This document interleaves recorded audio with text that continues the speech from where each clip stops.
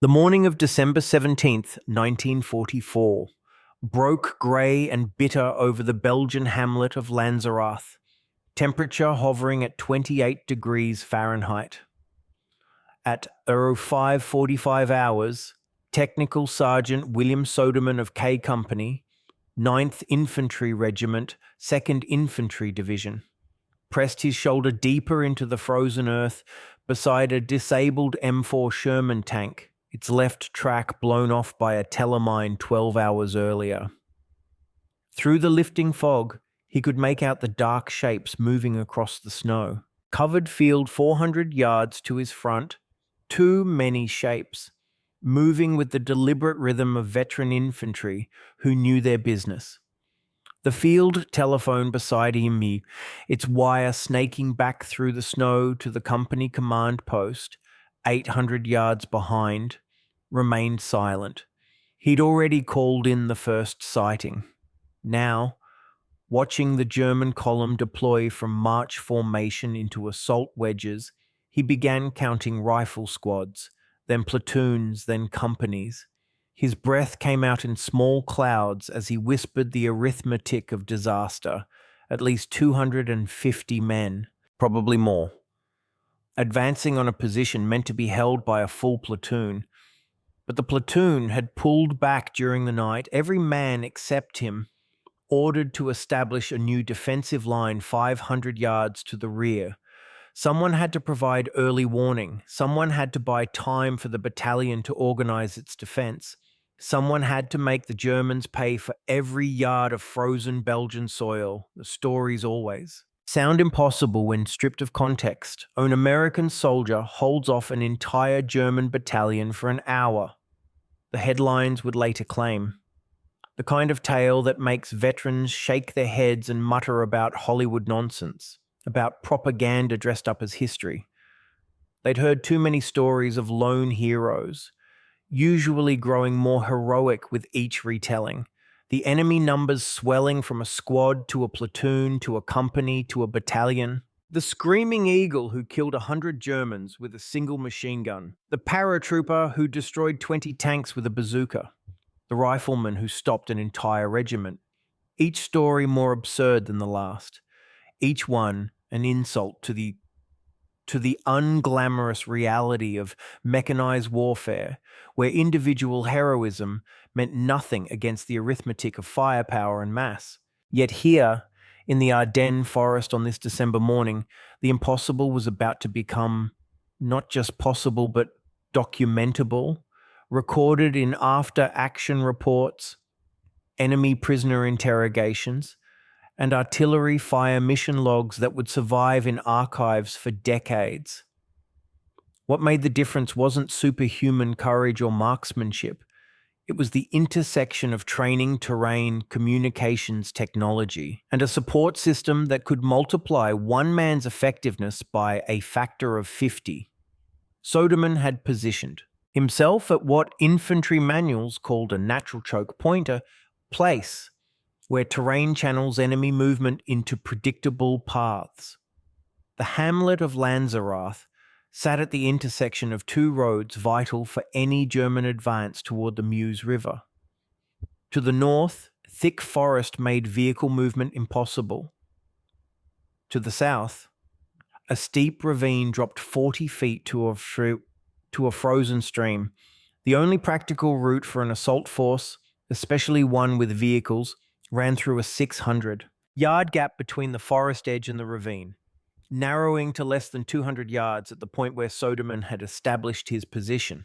The disabled Sherman provided both cover from small arms fire and a stable platform for his Browning 1999 A430 caliber machine gun, which he dismounted from its tripod and propped on the tank's engine deck. Beside it, he'd arranged 4 boxes of ammunition, 1,000 rounds in each box, the belts carefully laid out to prevent kinking during rapid fire. His M1 Garand rifle leaned against the tank's hull, 8 clips of ammunition arranged on a canvas tarp within easy reach.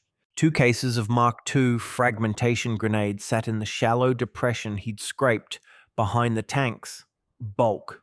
The mathematics of machine gun employment had been drilled into every American infantry NCO since basic training.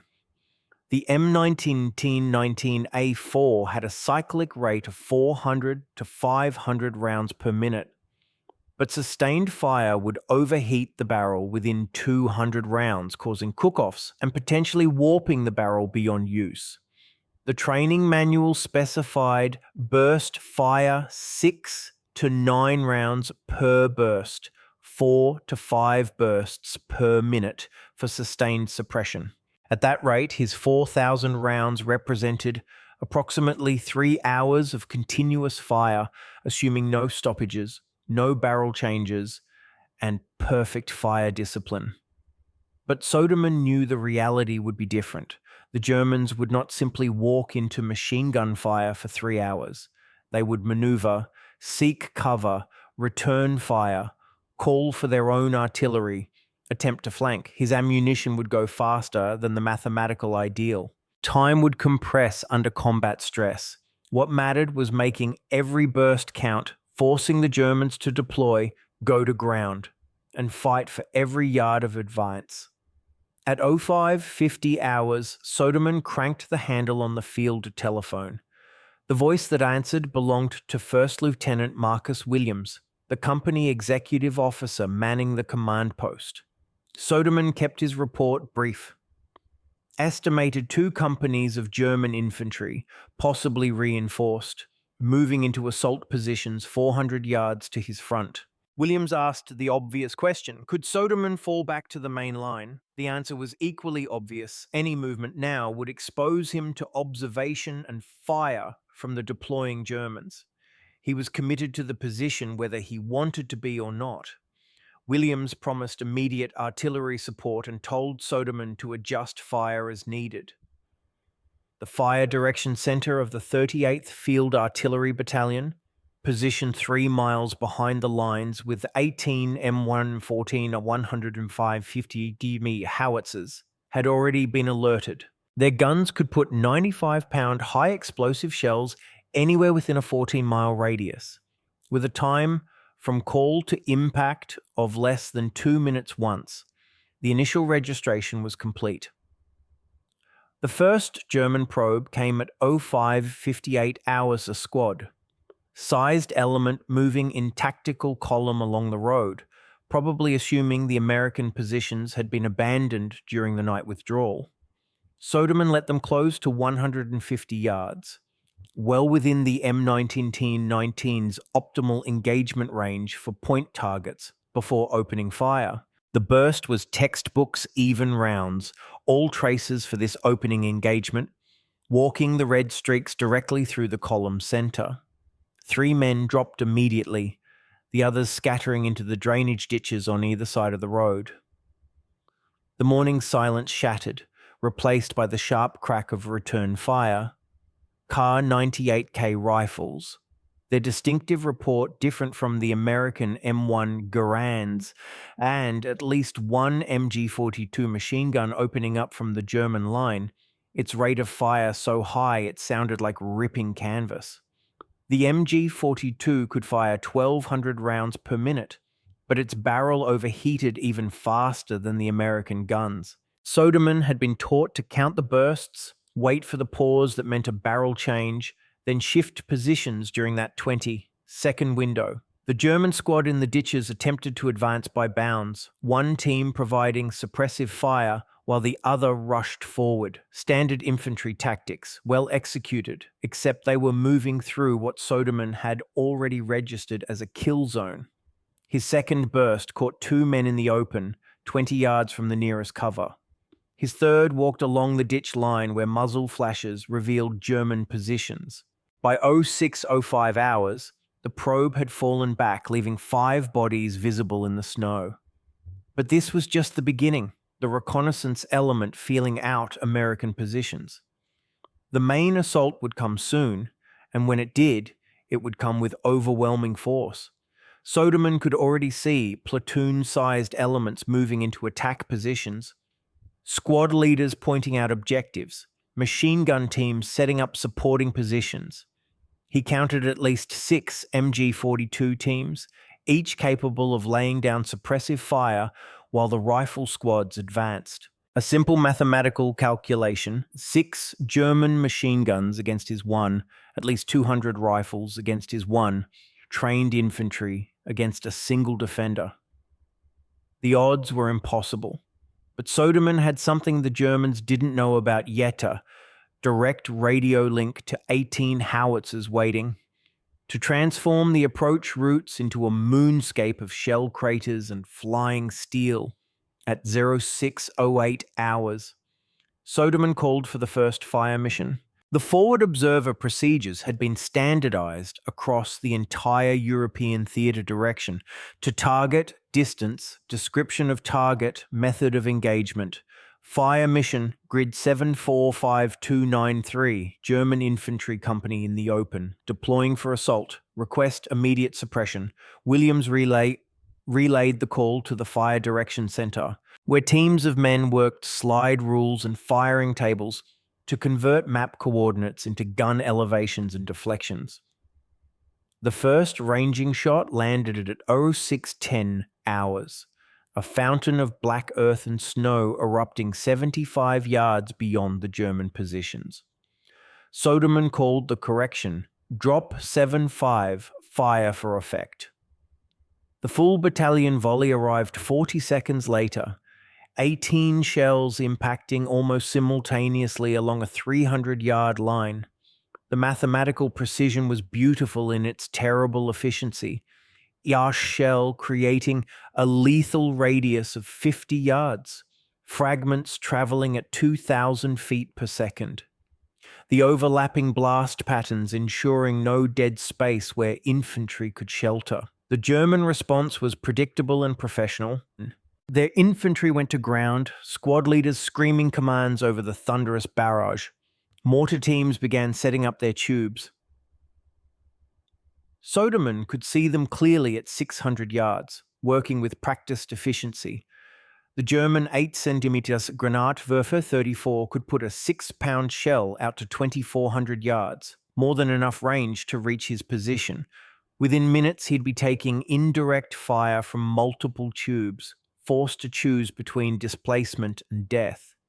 But the American artillery had one more advantage: proximity to ammunition supplies that seemed infinite compared to German logistics in December 1944. The Fire Direction Center could maintain continuous fire missions, cycling through the batteries to allow barrel cooling while maintaining pressure on target. The Germans, operating at the end of supply lines stretched through the Ardennes forest, had to husband their ammunition carefully. The first German mortar rounds impacted at 0614 hours, walking along the road 50 yards behind Soderman's position. The crews were good, adjusting rapidly, the impacts creeping closer with each volley. A round detonated against the Sherman's hull, the concussion hammering through the steel like a giant's fist. Shrapnel whined overhead, sparked off the tank's armor, peppered the frozen ground. Soderman pressed himself into the shallow scrape he dug, grateful for every inch of defilade. Between mortar impacts, he raised his head enough to observe the German positions. They were reorganizing for a proper assault. 2 companies on line. Classic infantry formation for breaking through a defensive position. He counted 12 squads in the first wave, 10 men each, with a second wave forming behind them. At least 240 men would be coming across that 600-yard gap, and his single machine gun couldn't stop them all. But he didn't need to stop them all. He only needed to channel them, slow them, make them pay such a price that their assault lost momentum. At 0617 hours, he called for artillery to shift to the tree line where the German second wave was forming. The shells arrived with devastating precision, tree bursts multiplying the fragmentation effect, turning the forest into a death trap of falling branches and steel splinters. Through his field glasses, taken from a dead German officer 2 weeks earlier, he could see the second wave dispersing, squad leaders trying to maintain control as their men sought cover from the artillery. The first wave, committed now, began their assault at 06:19 hours. They came forward at a walking pace initially, maintaining their line, rifles at the ready. The MG-42 teams provided suppressive fire, the distinctive ripping sound of their guns, creating a continuous roar that merged with the artillery impacts. Soderman waited until they reached 400 yards, the maximum effective range for aimed rifle fire, then opened up with the M1919. He fired in a traverse pattern, left to right and back again, keeping his bursts short to conserve ammunition and prevent overheating. The tracer round, every fifth round in the belt, created a visible barrier of red lines that seemed to connect his position to the German line. Men fell, others went to ground, but the assault continued. This was veteran infantry, men who had fought in Russia, in Italy, in France. They knew that the only way through machine gun fire was speed and violence. At 300 yards, they broke into a run, individual squads bound forward while others provided covering fire.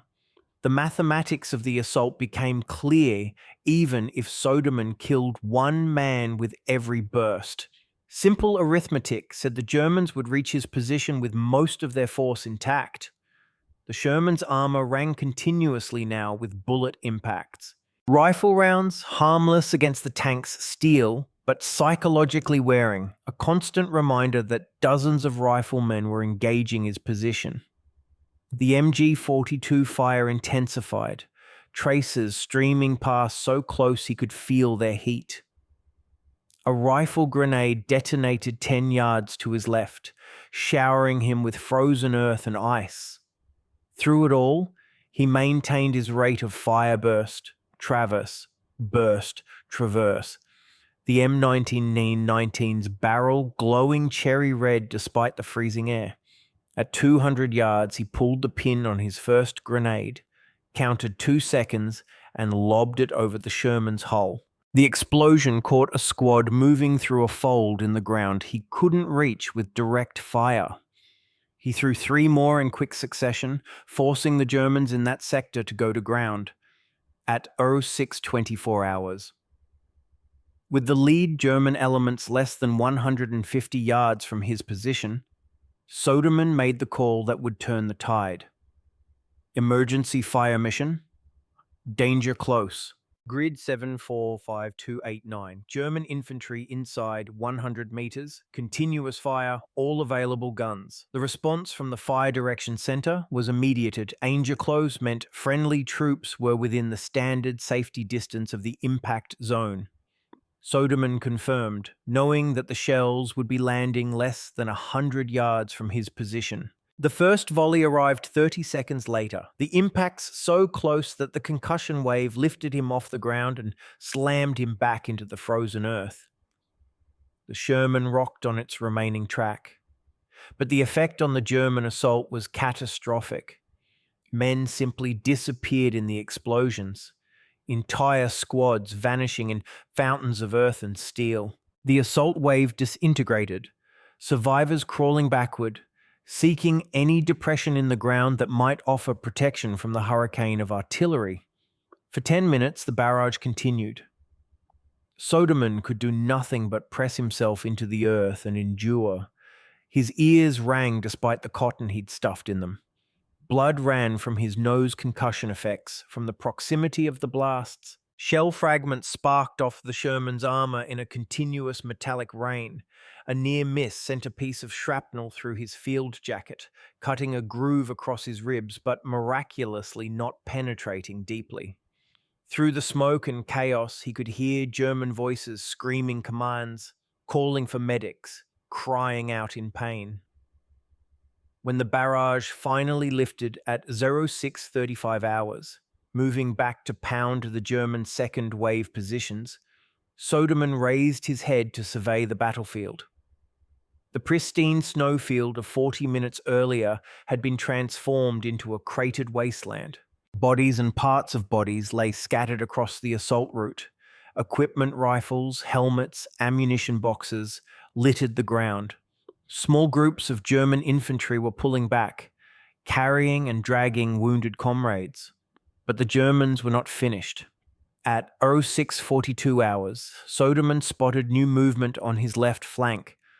A platoon-sized element had worked through the forest edge, accepting the difficulties of woodland movement to avoid the artillery kill zone. They were now less than 300 yards away and closing, using the trees for cover as they bounded forward in small groups.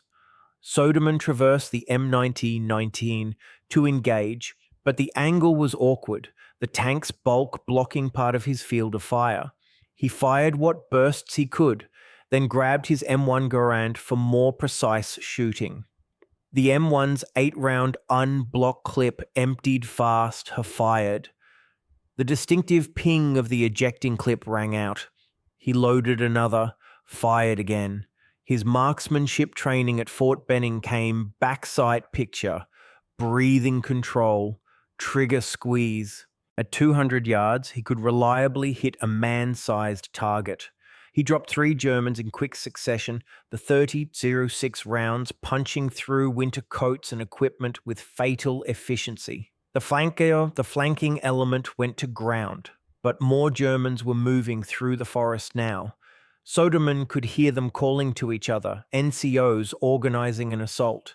He had perhaps minutes before they coordinated an attack from 2 directions simultaneously. At 06:45 hours, he called for artillery on the forest edge, danger close again, this time. He also requested smoke rounds mixed with high explosive, white phosphorus that would not only obscure vision but set the forest undergrowth ablaze despite the snow. The mixed barrage arrived at 06:47 hours, transforming the forest edge into an inferno of fire and choking smoke.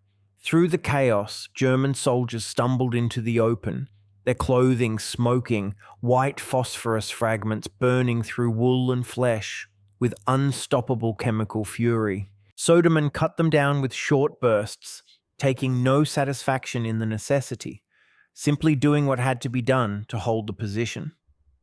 The battle had now raged for 57 minutes.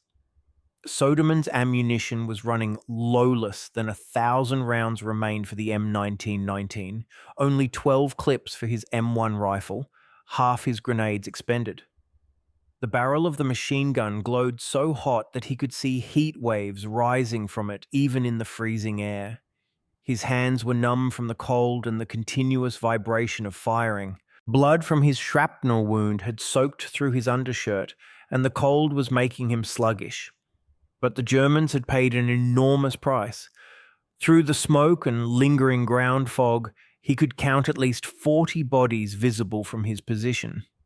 Prisoner interrogations would later reveal the attacking force had suffered over 90 casualties, dead, wounded and missing in less than an hour. Almost 40% of their combat strength eliminated by one man and the artillery he directed. At 06:52 hours, Williams called on the field telephone with news that would end Soderman's solitary stand. Elements of the 38th Infantry Regiment were moving up to reinforce the line. The first platoon would reach his position in approximately 10 minutes. "Hold for 10 more minutes," Williams said, "and you'll have help." Soderman acknowledged and prepared for what he assumed would be a final German assault. They had to know by now that he was alone, that one more coordinated push might overwhelm his position before reinforcements arrived. He watched the tree line, the road, the flanks, waiting for movement that would signal the last assault. But it never came. Unknown to Soderman, the German battalion commander had received reports from his forward elements estimating American strength at the roadblock as at least a reinforced platoon with organic machine guns and direct communication with division artillery. No single soldier, the German officers reasoned, could have generated such a volume of fire, called such accurate artillery, held such a vital position alone. It had to be a trap, an attempt to draw German forces into a kill zone while American reserves maneuvered for a counterattack. at 0703 hours. The first American soldiers from L Company, 38th Infantry Regiment, reached Soderman's position. They came forward cautiously, rifles ready. Unable to quite believe that the devastating defense they'd been monitoring on the radio nets had been conducted by a single man. Staff Sergeant Paul Morrison, leading the relief platoon, found Soderman still behind the M1919, traversing the gun to cover the approaches, even though no targets remained visible. Morrison would later describe the scene in his after-action report. The ground around the disabled Sherman was carpeted with spent brass casings, thousands of rounds. Empty ammunition boxes were stacked like a small fortification. The snow for 50 yards in every direction was melted from the heat of explosions and fires. Shell craters overlapped in a continuous pattern stretching back toward the German start line. And through it all, one technical sergeant from Indiana who had decided that this piece of ground on this morning was worth holding regardless of the odds. The relief force quickly established a proper defensive line, machine gun teams setting up interlocking fields of fire, riflemen digging fighting positions, forward observers establishing redundant communication with the artillery. Soderman, finally able to leave his position, had to be helped to his feet. His legs had cramped from maintaining the same position for over an hour, and the blood loss from his wound made him lightheaded. As medics treated his injuries, he provided a brief report to Morrison. Estimated enemy strength, ammunition expended, artillery missions called. The numbers seemed impossible even to men who had seen heavy combat.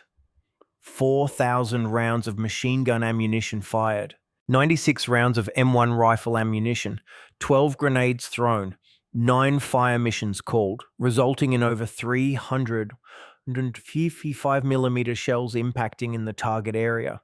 Against this, the Germans had fired an estimated 6,000 rifle rounds, 200 MG42 bursts, and 40 mortar shells at his position, hitting nothing but the already disabled Sherman and the frozen ground around it.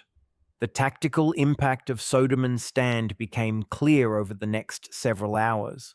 The German assault was part of Operation Wacht am Rhein, what history would remember as the Battle of the Bulge, Nazi Germany's last major offensive on the Western Front.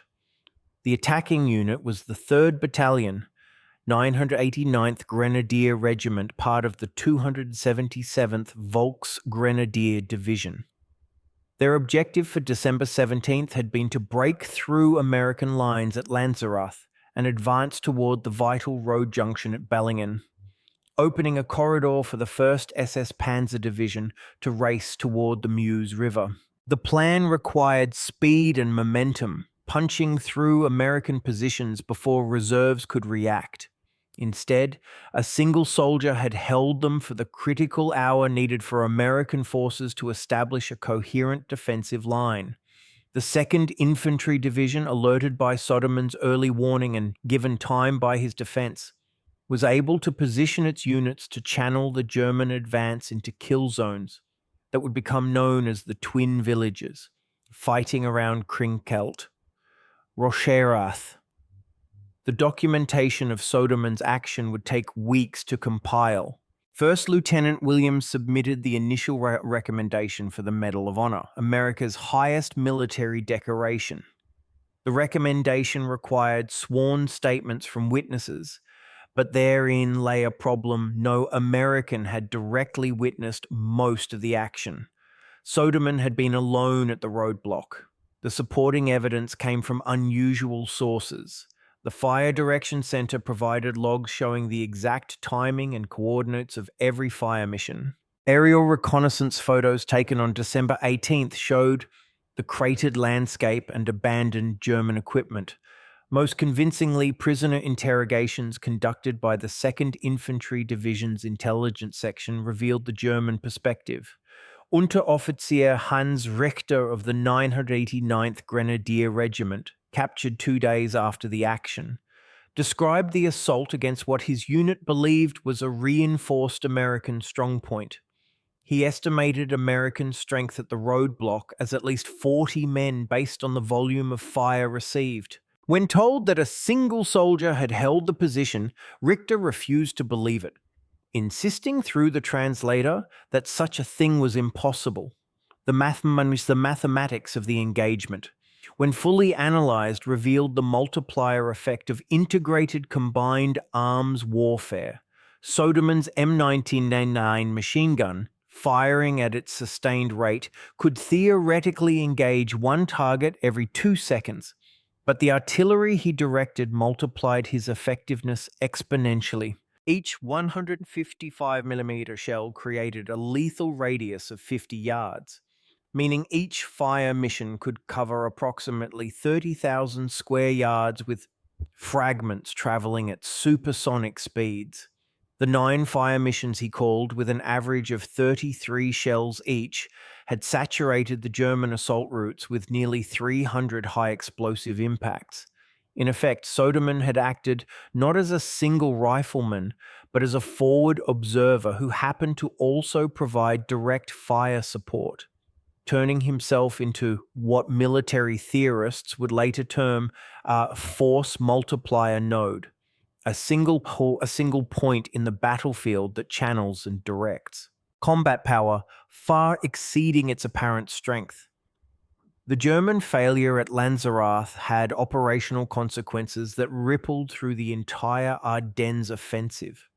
The 1st SS Panzer Division, waiting to exploit the breakthrough that never came, lost 6 critical hours of daylight on December 17th. When they finally advanced through an alternate route, American forces had already begun rushing reserves to threatened sectors. The race to the Meuse became a grinding battle of attrition that the Germans, operating with limited fuel and ammunition, could not sustain. Military historians would later identify several critical points where individual actions shaped the larger. Battle-small unit stands that bought time measured in hours, but whose impact lasted weeks. Soderman's hour at Lanzerath ranked among the most significant. A single tactical action that disrupted operational timing for an entire German division. The technology that made the stand possible represented American industrial and training superiority at its peak in late 1940. The field telephone that connected Soderman to his company command post was part of a communications network that stretched from individual foxholes to Supreme Headquarters Allied Expeditionary Force. The system had been refined through 3 years of combat, standardized procedures ensuring that any soldier could call for and adjust artillery fire. The M1919A4 machine gun, while not the most modern weapon in the American arsenal, was supremely reliable, capable of sustained fire in the worst conditions if properly maintained. The ammunition supply chain that put 4,000 rounds at a single infantry position was the product of factories in Detroit and Birmingham. Liberty ships crossing the Atlantic and truck convoys running from Antwerp to the front lines 24 hours a day. Each element, the weapon, the ammunition, the communications.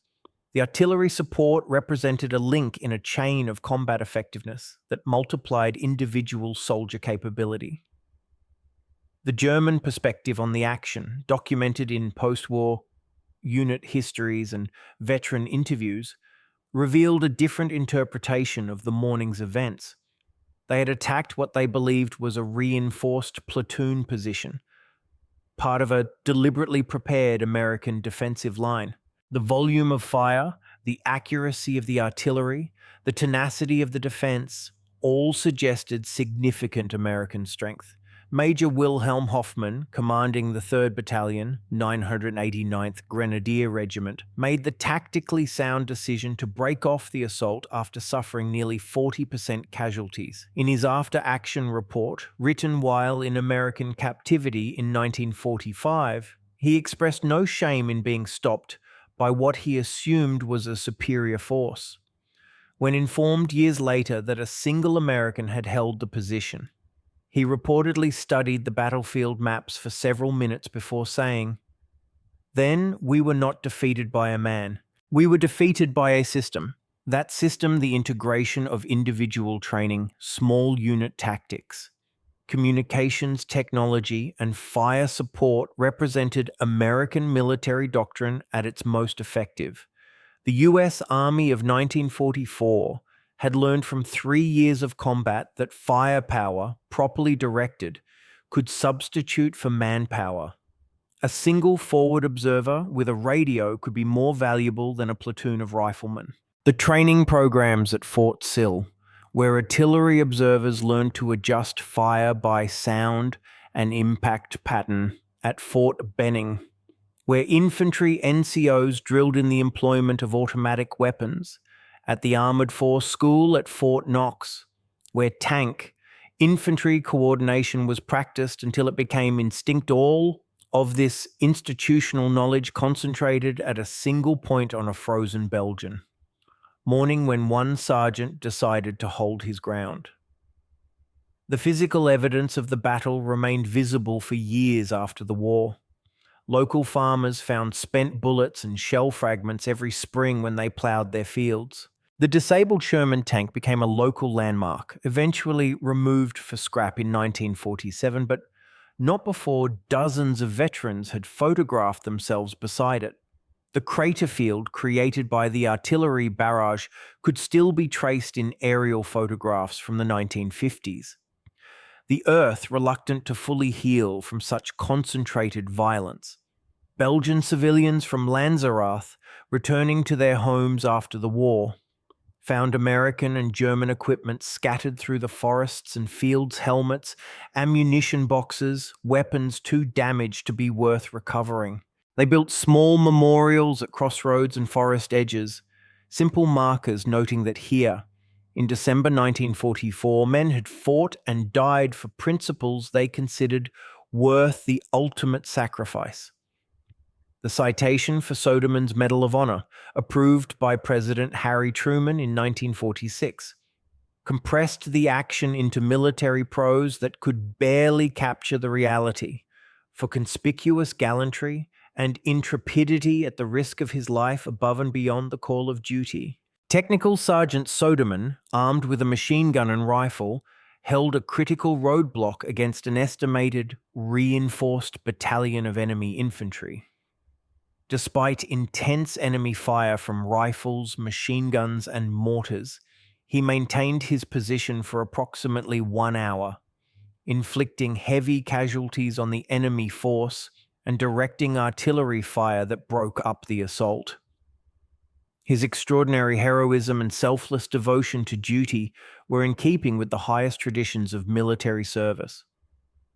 The language was formal, almost antiseptic, reducing an hour of desperate combat to administrative prose.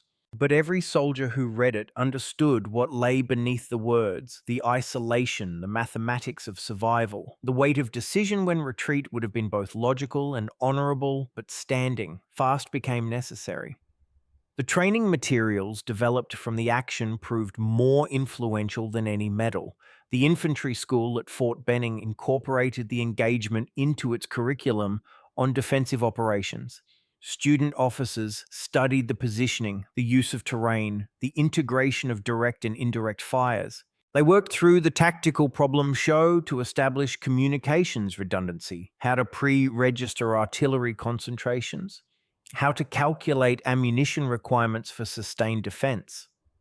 The lesson plans emphasized that Soderman's stand was not the product of individual heroism alone, but the successful application of doctrine under extreme conditions.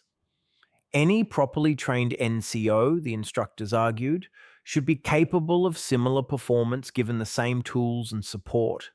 This was perhaps the most American military interpretation possible, that heroism could be systematized, taught, reproduced through proper institutional training. Veterans of the action, interviewed decades later, provided perspective that only comes with time and reflection. Paul Morrison, the sergeant who had relieved Soderman, became a high school history teacher after the war. In a 1994 interview for the Military History Institute, he reflected on what the action meant in the larger context of the war. We talk about Normandy, about Patton's drive across France, about crossing the Rhine, the big operations that make it into the history books. But the war was really won in 1,000 small actions like Lanzerath, individual soldiers making decisions to hold, to fight, to buy time with their lives if necessary. Soderman held for an hour. Multiply that by every roadblock, every river crossing, every nameless piece of ground that someone decided was worth defending. And you begin to understand how we ground the Wehrmacht down. Not through superior numbers. The Germans often had local superiority. Not through better equipment. German tanks and machine guns were arguably superior. We won through depth, through systems, through the ability to support the individual soldier at the point of contact. The German veterans, when they began recording their own histories in the 1960s and 1970s, provided a different but equally valuable perspective. Hans-Georg Richter, who had been a lieutenant in the 989th Grenadier Regiment, wrote in his memoir, "We attacked with confidence that morning. We were veteran soldiers. We had achieved tactical surprise. We outnumbered the Americans at the point of contact. By every calculation, we should have broken through in the first 30 minutes. Instead, we met a defense that seemed to multiply before our eyes. Every time we advanced, artillery fell among us. Every avenue of approach was covered by machine gun fire. The Americans had turned that insignificant crossroads into a fortress, not through concrete and steel, but through superior communications and fire support. We learned that morning what we would experience repeatedly in the following months, that American defensive positions were never as weak as they appeared. That behind every soldier was a network of support we could not match. The technological gap that Richter described had widened dramatically by December 1944. American divisions had organic artillery battalions with surplus ammunition. German divisions, especially the Volksgrenadier units, were lucky to have a battery of guns with a basic load of shells. American infantry could call for air support, although weather had grounded most aircraft on December 17th. German infantry hadn't seen the Luftwaffe provide close air support since Normandy. American soldiers carried semi-automatic M1 Garand with an effective rate of fire of 30 aimed rounds per minute. German soldiers still carried bolt-action Kar 98K rifles, essentially unchanged since the First World War, capable of perhaps 10 aimed rounds per minute. Each technological advantage might seem marginal in isolation, but combined and multiplied across an entire front, they created an overwhelming superiority that individual German courage could not overcome. The preservation of the historical record required deliberate effort. Military historians from the U.S. Army Center of Military History arrived in the Ardennes in late 1945, interviewing survivors, walking the ground, creating detailed maps of the action. They found discrepancies in every account. Soderman remembered the German assault beginning at 06:15 hours. The fire direction logs showed 06:19 hours. German prisoners reported 06:20 hours. The number of enemy casualties ranged from 60 to over 100 depending on the source. Even Soderman's ammunition expenditure was disputed.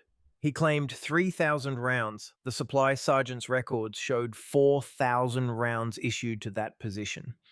These discrepancies were not failures of memory, but the natural result of combat's chaos, where time dilates and compresses, where counting becomes impossible under fire, where survival takes precedence over historical accuracy. The 38th Field Artillery Battalion's contribution to the action deserved its own recognition.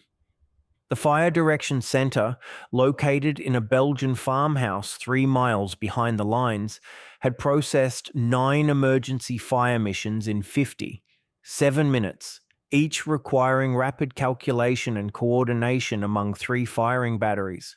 Captain Thomas Whitman, the Battalion S3 who supervised the Fire Direction Center, later described the morning's action. We knew something extraordinary was happening from the urgency of the calls and the danger, close nature of the missions. The observer was calling for fire practically on his own position. We could hear machine gun fire in the background during some of his transmissions. Every gun in the battalion was engaged, tubes so hot we were pouring water on them between missions. The ammunition expenditure was enormous. We fired 300 shells in less than an hour, a full day's allocation under normal circumstances. But the results justified everything. When the infantry advanced later that morning, they found the approaches to Lanzerath littered with German dead and abandoned equipment. One observer with a telephone had turned our 18 howitzers into precision weapons that broke an entire battalion's assault. The evolution of military doctrine following actions like Lanzerath would shape American warfare for generations. The concept of the forward observer became central to infantry tactics, with every platoon, including a trained soldier, capable of calling and adjusting artillery. Radio technology improved rapidly, replacing vulnerable telephone wires with FM tactical radios that provided reliable communication even under artillery bombardment. The integration of fires became a defining characteristic of American military operations, from Korea to Vietnam to the Gulf War. Each conflict refined the procedures, improved the technology, shortened the time from call to impact. But the fundamental concept remained unchanged: massive firepower directed by individual soldiers at the point of contact, turning tactical disadvantage into operational victory. The battlefield preservation efforts began in the 1990s, as the 50th anniversary of the Battle of the Bulge approached. Belgian historians worked with American veterans organizations to mark significant sites, install interpretive panels, and create walking tours that followed the paths of individual actions. The site of Soderman stand received particular attention. A stone monument was erected at the crossroads, its bronze plaque describing the action in English, French, Dutch, and German. Veterans from both sides attended the dedication in 1994. Old men who had once tried to kill each other standing together in the snow, sharing memories that only they could fully understand. Hans Richter, the German NCO who had refused to believe a single American had held the position, placed a wreath at the monument and spoke briefly. "We were all young men doing what our nations asked of us. The American sergeant did his duty extraordinarily well. We did ours as best we could." Time has shown who was on the right side of history. The technical analysis of the action, conducted by military professionals for military education, revealed lessons that transcended the specific circumstances. The importance of terrain appreciation. Soderman had instinctively chosen a position that channeled enemy movement while providing optimal fields of fire. The value of communications redundancy. The telephone line that connected him to artillery support became his most important weapon. The critical nature of ammunition supply, 4,000 rounds, seemed excessive for a single position, until you calculated the sustained rate of fire needed to hold for an hour. The multiplier effect of combined arms zone man with supporting artillery proved more effective than a platoon without it. These lessons, distilled from desperate combat, became principles taught in every military school, applicable whether the battlefield was a frozen Belgian crossroads or a desert highway in Iraq. The human dimension of the action resonated beyond military circles. Soderman's decision to remain alone at the roadblock, knowing that withdrawal was authorized and expected, represented a kind of moral courage that transcended tactical necessity. He could have fallen back with honor. No one would have questioned his decision to abandon an untenable position. Instead, he made a calculation that his life, risked at this place and time, might buy something valuable for his unit and his nation. This was not the unthinking heroism of propaganda films, but a deliberate choice, made by a thinking soldier who understood both the risks and the potential rewards. The hour that followed validated his decision, but he could not have known that when he chose to stay. He had only his training, his weapons, and his determination to make the enemy pay for every yard of Belgian soil. The statistical analysis of the engagement provided stark evidence of artillery's dominance in modern warfare. The 38th Field Artillery Battalion fired 300 155mm shells during Soderman's stand, each shell containing 15.8 pounds of Composition B explosive. The total explosive weight delivered on target exceeded 2 tons of TNT equivalent, concentrated in an area of approximately 40 acres. The fragmentation pattern of the M107 shell created a lethal radius of 50 meters, with fragments retaining killing velocity out to 200 meters, multiplied by 300 shells. The mathematics suggested that every square meter of the German assault route had been covered by lethal fragments at least once, many areas multiple times. Against this storm of steel, human flesh stood no chance. The German casualties, over 90 men killed, wounded, or missing, represented not individual defeats, but the intersection of human bodies with industrial warfare's mathematical certainty. The logistical chain that supported the action stretched from American factories to the Belgian front lines. Each 55mm shell weighed 95 pounds and required separate powder charges weighing an additional 30 pounds. The 300 shells fired during the engagement represented over 37,000 pounds of ammunition that had to be manufactured, shipped, trucked, and stockpiled. The machine gun ammunition, 4,000 rounds of 30 caliber, added another 300 pounds to the supply requirement. Behind Soderman's solitary stand lay an entire industrial and logistical apparatus that functioned with remarkable efficiency even under winter combat conditions. The German forces, operating with horse-drawn supply wagons struggling through the Ardennes forest, could never match this depth of material support. They fought with courage and skill, but courage without ammunition, skill without artillery support, could not overcome American material superiority properly employed. The documentary evidence after, action reports, fire mission logs, prisoner interrogations, unit journals created an unusually complete record of a small unit action. Most combat at the tactical level disappeared into historical generalization, individual fights merging into larger narratives of battles and campaigns. But Lanzerath, because of its dramatic nature and strategic timing, generated extensive documentation from both sides. The 2nd Infantry Division's combat journal devoted 3 pages to the action, unusual detail for a single platoon sector engagement. The German 277th Volksgrenadier Division's war diary, captured intact in May 1945, contained 2 paragraphs describing the failed assault and its consequences for the day's operations. These primary sources, cross-referenced and verified against physical evidence and participant testimony, created a historical record of unusual accuracy and detail for a combat action lasting less than 1 hour. The influence on subsequent military operations extended beyond American forces.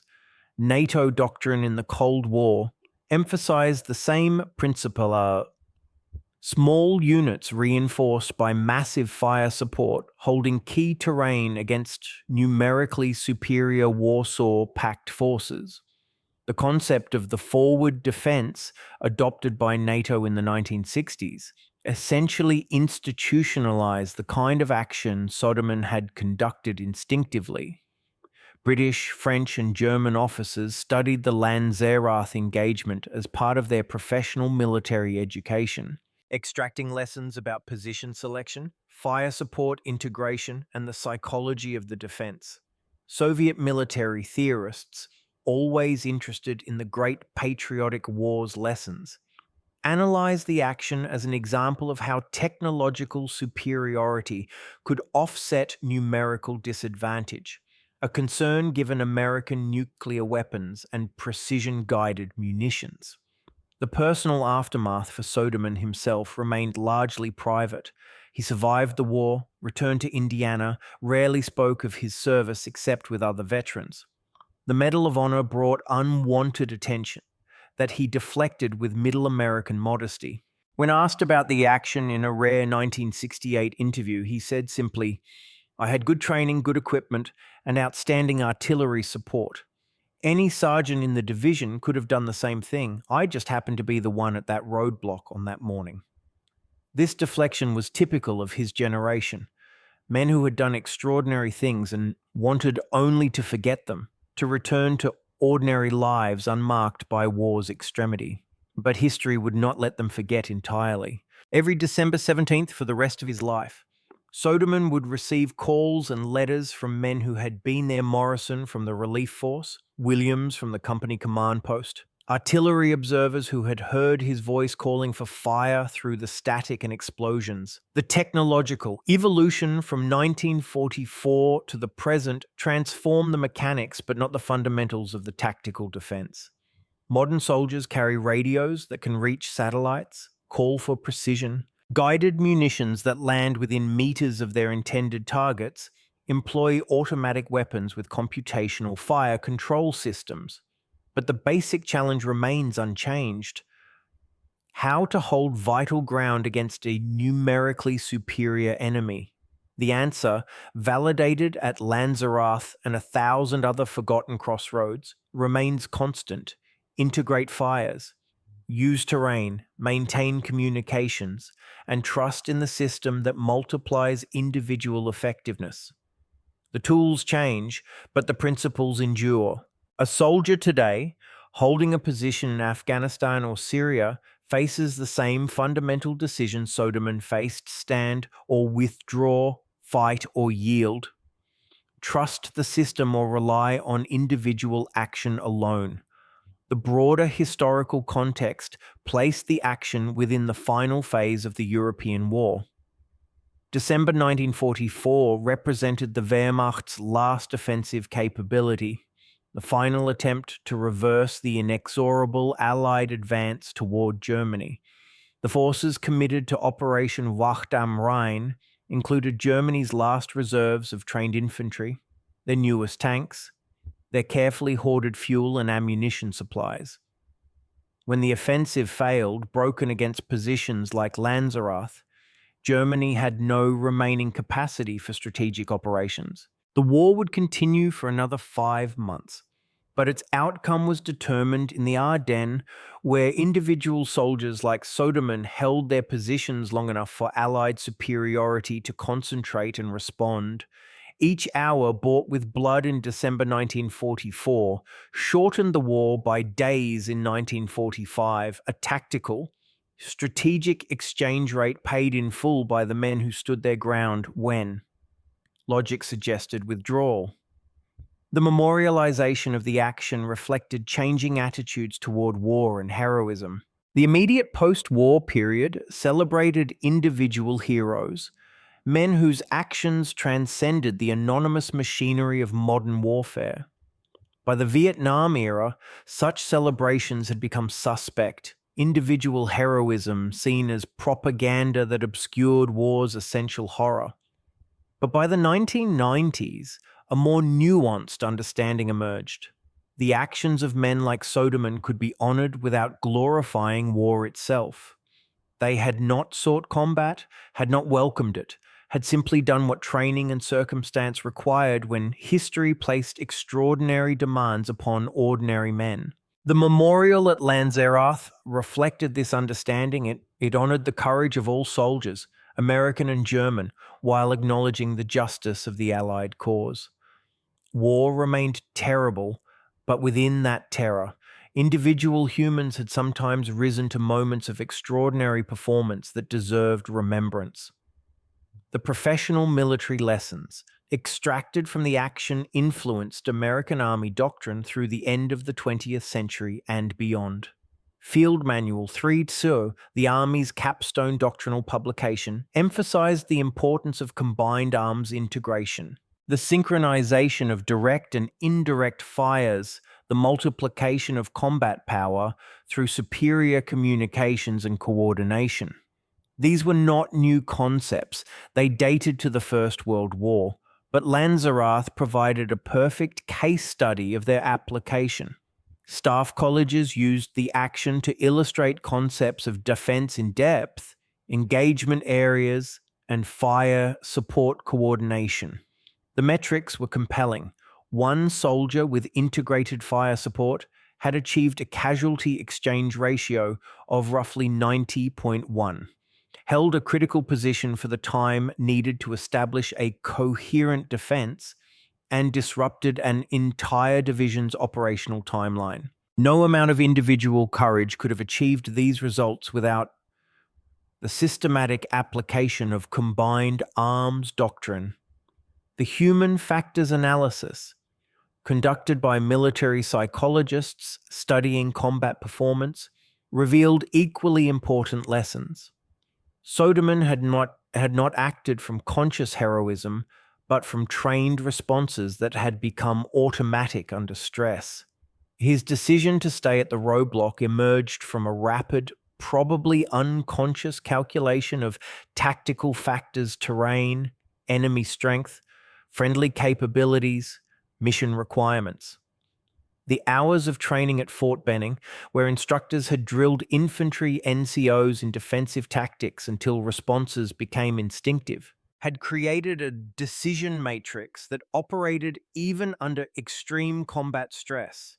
This suggested that heroism, at least in military terms, could be programmed through proper training, that ordinary soldiers could be prepared to perform extraordinary acts through systematic preparation.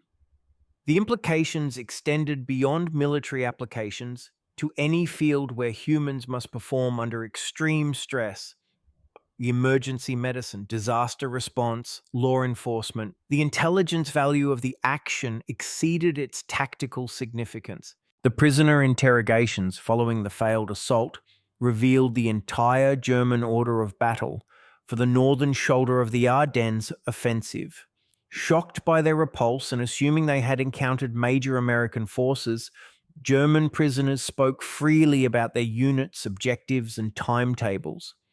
This intelligence, rapidly transmitted to higher headquarters, allowed Allied commanders to anticipate German movements and position reserves accordingly. The 1st SS Panzer Division's approach route, revealed by prisoners from the 277th Volksgrenadier Division, enabled American forces to establish blocking positions that would turn the German advance into a costly battle of attrition. Intelligence officers later calculated that the information gained from the Lanzerath action saved hundreds of American lives by preventing German forces from achieving operational surprise in subsequent engagements. The ammunition expenditure data provided logistics officers with valuable planning factors for future operations. The consumption rate, 4,000 rounds of machine gun ammunition and 300 artillery shells in 1 hour of intensive combat, exceeded pre-war estimates by a factor of 3. This validated the American approach of overwhelming logistical support, ensuring that combat units never lacked ammunition when engaged. The German failure, partially attributable to ammunition shortages that prevented sustained suppressive fire, reinforced the lesson. Modern warfare consumed material at rates that strained even American industrial capacity. The side that could sustain that consumption rate while maintaining operational tempo would prevail. Lanzerath proved that individual courage could not overcome material insufficiency, that logistics ultimately determined tactical outcomes in industrial warfare. The medical dimension of the action highlighted advances in combat casualty care. Soderman's shrapnel wound, treated immediately by medics upon his relief, would have been potentially fatal in previous wars. But by 1944, American forces had developed a sophisticated casualty evacuation system that moved wounded soldiers from point of injury to surgical hospitals within hours. Sulfanilamide powder, applied to wounds to prevent infection, had dramatically reduced mortality from battlefield injuries. Blood plasma, available even at battalion aid stations, prevented shock in wounded soldiers. Soderman received treatment within minutes of his relief, was evacuated to a field hospital within 2 hours, and returned to duty within 2 weeks. This medical infrastructure, as much as weapons and tactics, enabled American forces to maintain combat effectiveness despite continuous operations. The communication technology that enabled the defense represented one of American industry's most significant contributions to victory. The EE-8 field telephone, connecting Soderman to his company command post, was a simple but robust device that functioned in extreme weather conditions.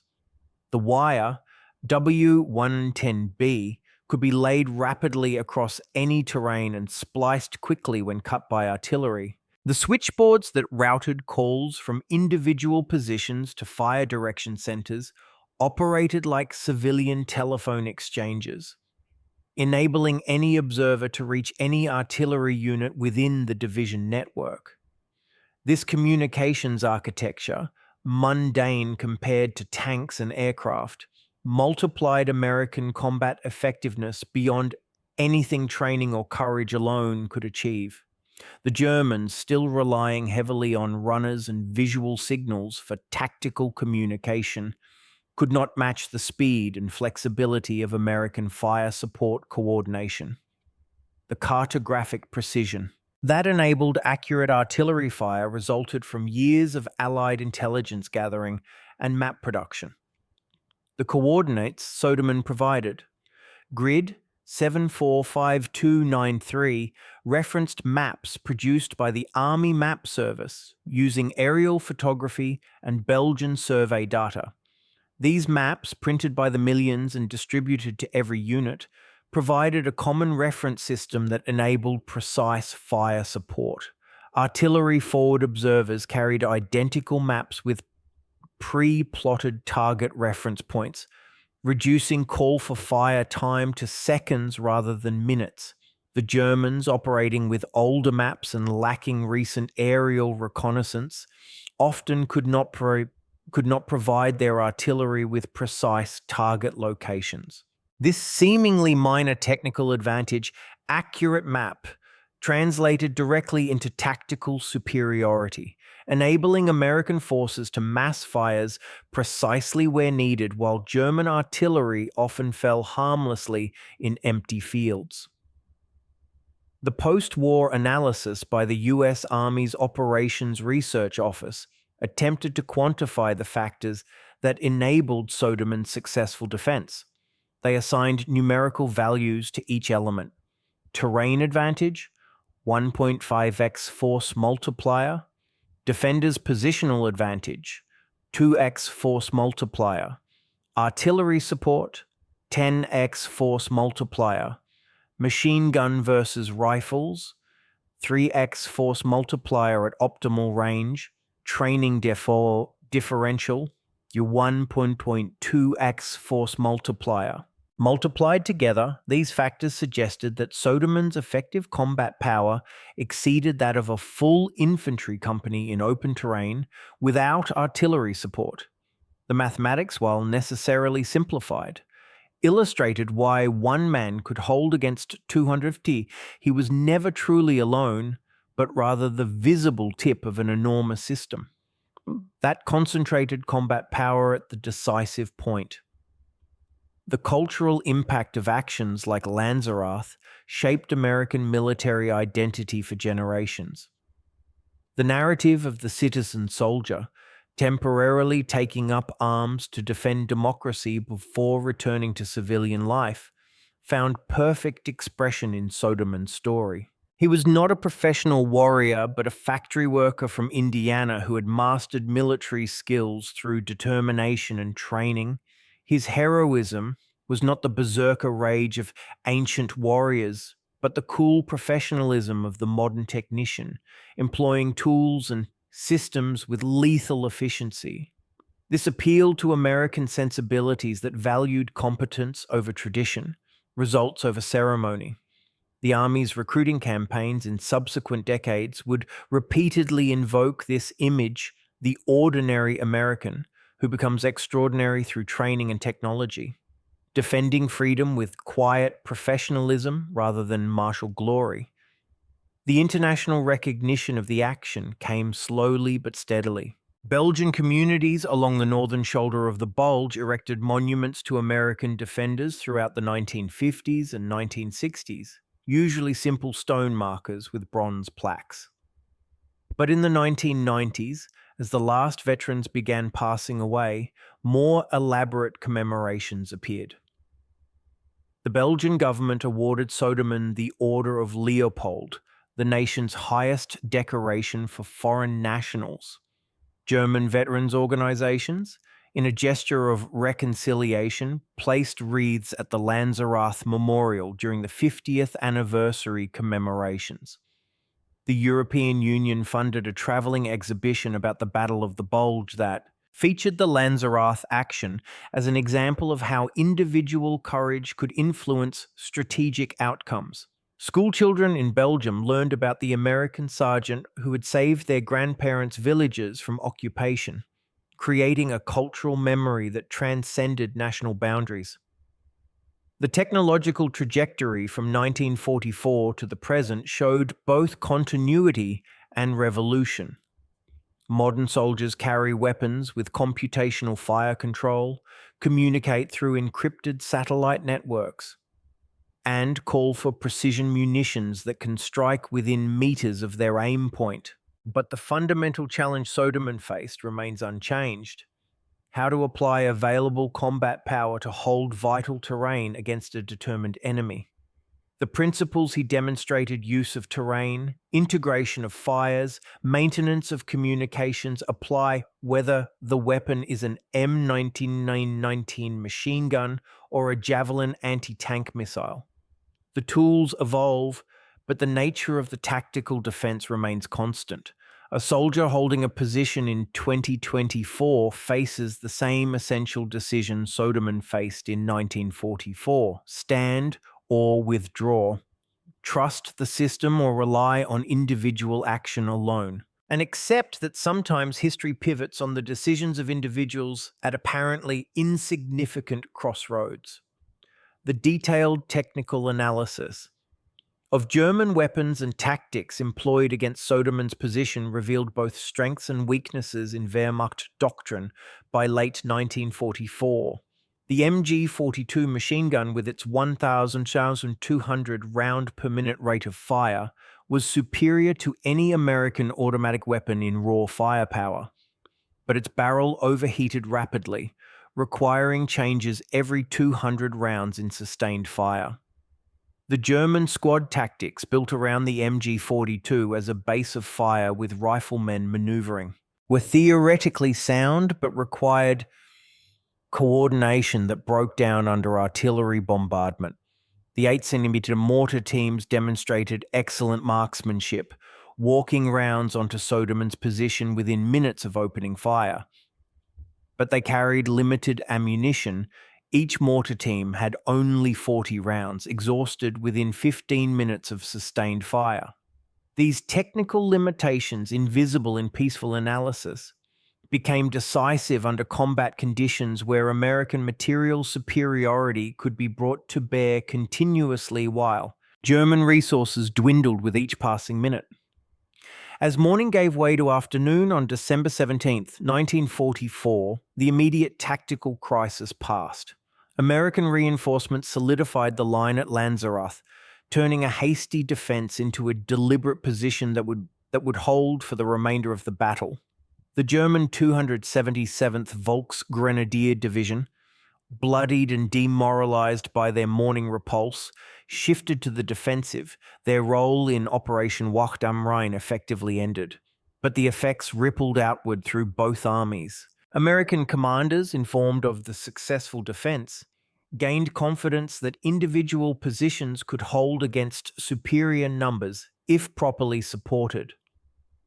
German commanders, reading reports of the failed assault, began to doubt whether their offensive could achieve its ambitious objectives.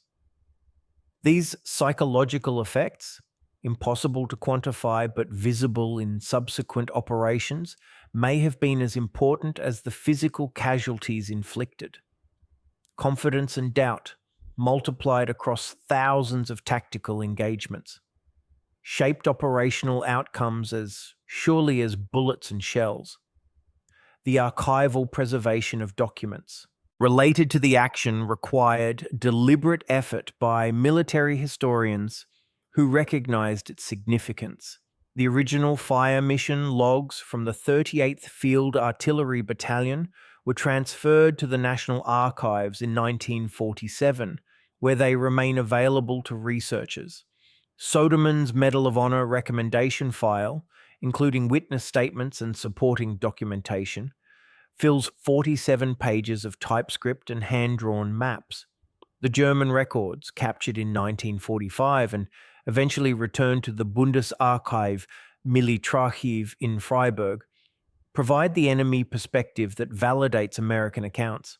These documents, cross-referenced and analyzed, create a historical record of unusual completeness for a tactical action. Future historians studying small unit combat in World War II would find in Lanzerath an almost perfect case study, multiple perspectives, extensive documentation, clear tactical and operational consequences, and survival of physical evidence that could be examined decades after the event. The training evolution prompted by actions like Lanzerath fundamentally changed American military education. The infantry school developed a block of instruction specifically on strong point defense, using the engagement as its primary example. Students studied terrain analysis, weapons positioning, fire support planning, and ammunition management through the lens of Soderman's experience. They worked through tactical decision exercises. What if the Germans had attacked from multiple directions simultaneously? What if artillery support had been unavailable? What if Soderman had displaced after the first probe? These hypotheticals forced officers to think through the variables that separate successful from failed defenses. The artillery school at Fort Sill incorporated the action into its forward observer training, emphasizing the importance of danger-close missions and the psychological impact of sustained bombardment. The Command and General Staff College used Lanzerath to illustrate operational-level effects of tactical actions, showing how 1 hour at an obscure crossroads influenced an entire campaign. The ongoing historical revision, as new documents emerge and analytical techniques improve, continues to refine understanding of the action. Satellite imagery analysis in the 2000s revealed previously unidentified German positions, suggesting the attacking force may have been even larger than contemporary estimates indicated. Computer modeling of artillery effects using modern battlefield simulation software confirmed that Soderman's fire missions achieved near optimal target coverage given the ammunition expended. Metallurgical analysis of shrapnel fragments found at the site revealed that some German artillery units were firing substandard ammunition, probably from Czech or Polish captured stocks, which reduced their effectiveness. These technical insights, while not changing the fundamental narrative, add layers of understanding about why the defense succeeded against such overwhelming odds. The Human story behind the tactical narrative emerged slowly through veteran interviews and family records. Soderman had worked at the Delco Remy plant in Anderson, Indiana, manufacturing electrical components for military vehicles. His mechanical aptitude, developed through factory work, translated directly to military skills. Maintaining weapons, understanding ballistics, appreciating the importance of technical precision. His platoon sergeant remembered him as quiet but competent, never seeking attention but always reliable when assignments required technical skill. This background industrial worker turned soldier was typical of American forces in 1944, men whose civilian skills translated directly to military effectiveness. The German soldiers attacking his position came from different backgrounds. Many were ethnic Germans from occupied territories, drafted into Wehrmacht service with minimal training.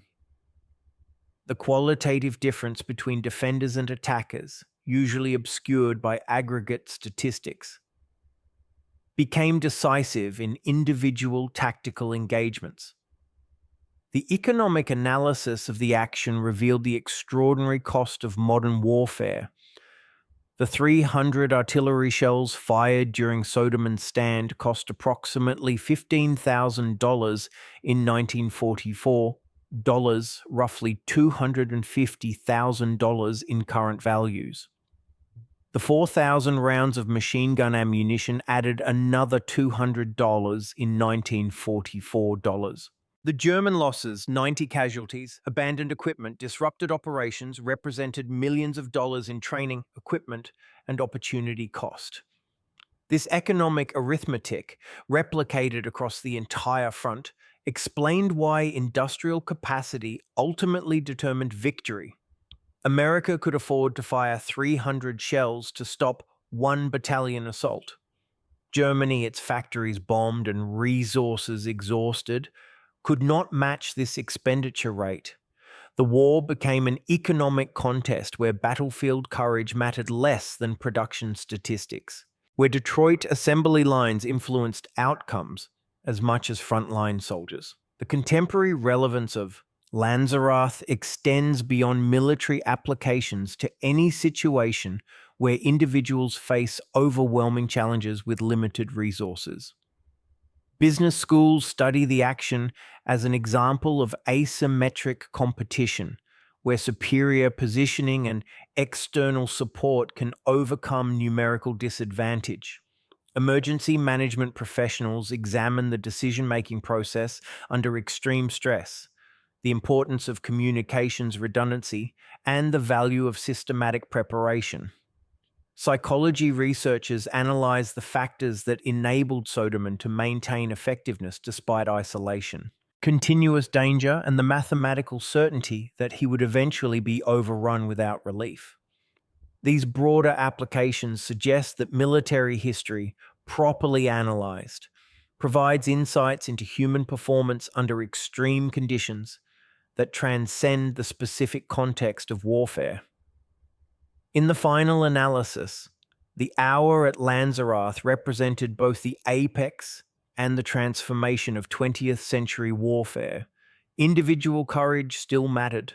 Soderman's decision to remain at his position was fundamentally a moral choice that no amount of training could guarantee, but that courage was channeled, amplified, and made effective through systems that represented centuries of military evolution and decades of American industrial development.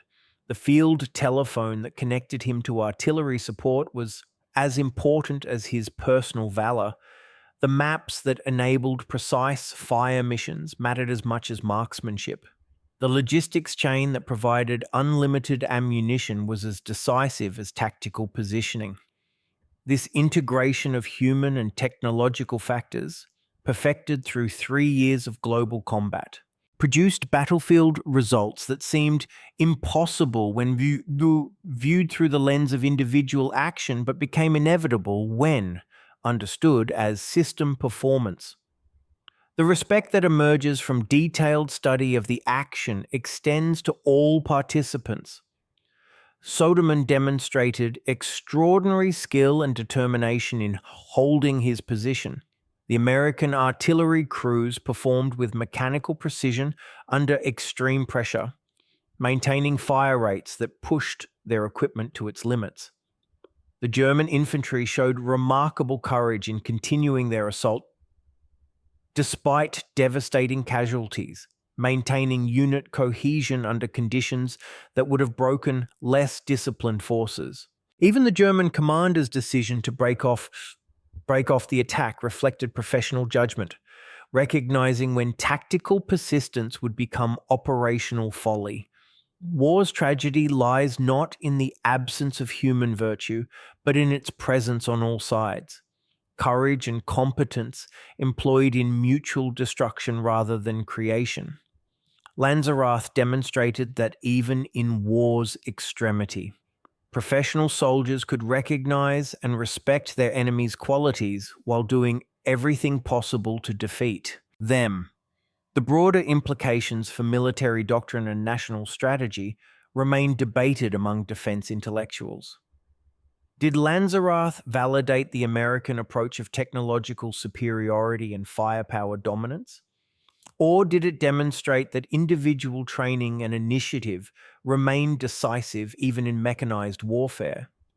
The answer, inevitably, is both. Technology without trained operators is useless metal. Training without equipment is brave futility.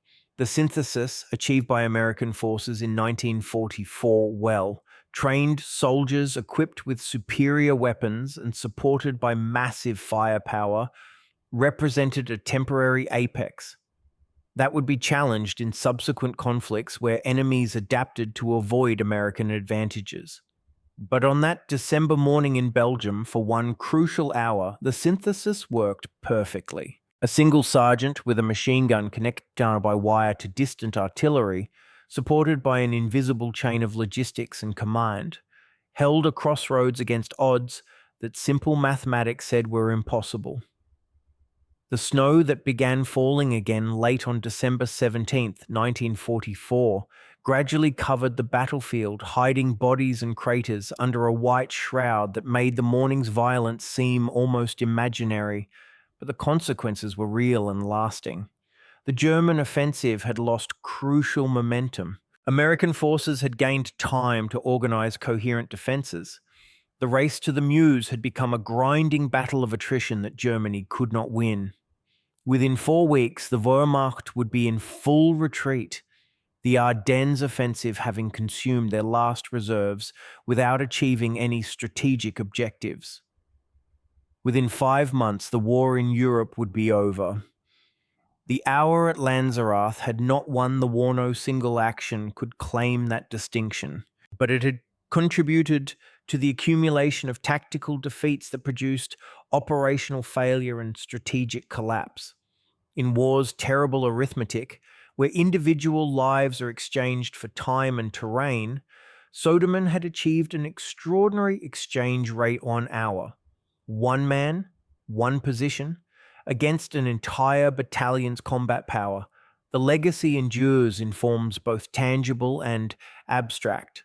The memorial at Lanzerath attracts thousands of visitors annually, many of them military professionals studying the battlefield's lessons.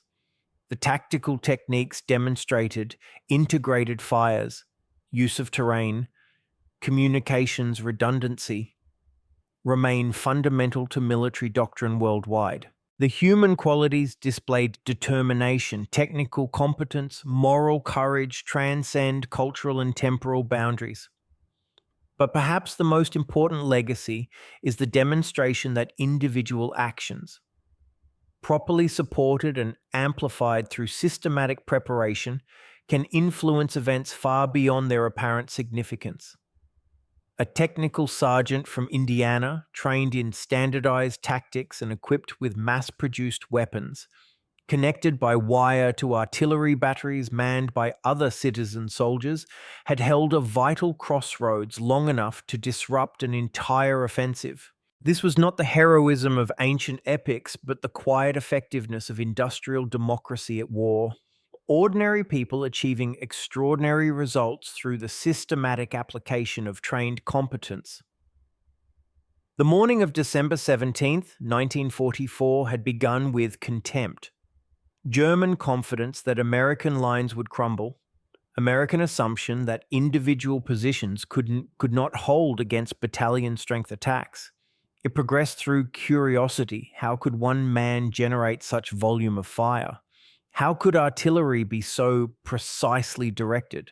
How could a hasty position resist a deliberate assault? It reached astonishment as the casualty figures mounted, as the German attack dissolved under bombardment, as the impossible became actual. It passed through overwhelm as the full weight of the engagement became clear, the ammunition expenditure, the artillery coordination, the systematic destruction of an entire battalion's combat power. And it ended, as this account must end, with respect.